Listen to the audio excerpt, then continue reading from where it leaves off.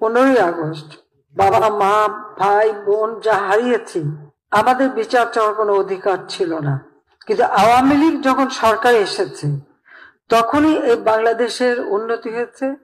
কোটা আন্দোলন হয়েছিল 2018-তে, আমরা এটা মেনে নিয়ে বাতিল করে দিয়েছিলাম কোটা পদ্ধতি।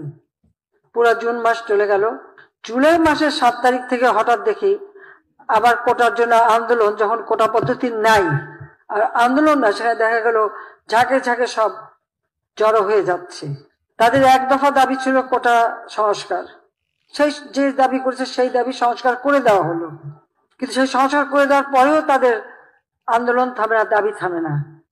আন্দোলন কোটা আন্দোলন করছে এক জায়গায়, কিন্তু চারিদিক থেকে ঢাকার সেখানে সেই জঙ্গি ঝুঁকে একদিকে হত্যাকাণ্ড চালানো, অপরদিকে যে সমস্ত প্রতিষ্ঠানগুলি মানুষের সেবা দেয়, যেমন দুর্যোগ মোকাবেলায়, সেখানে অগ্নিসংযোগ, বাংলাদেশ টেলিভিশন সেখানে অগ্নিসংযোগ, সেই সেতু ভবনে অগ্নিসংযোগ, ডাটা সেন্টার বিটিআরসি ভবন যেখান থেকে পুরো ডিজিটাল সিস্টেমটা সারা বাংলাদেশে পরিচালনা করা হয়, স্যাটেলাইট থেকে যেখানে সমস্ত কিছু নিয়ন্ত্রণ করা হয়, সেটাকে আগুন দেওয়া হলো।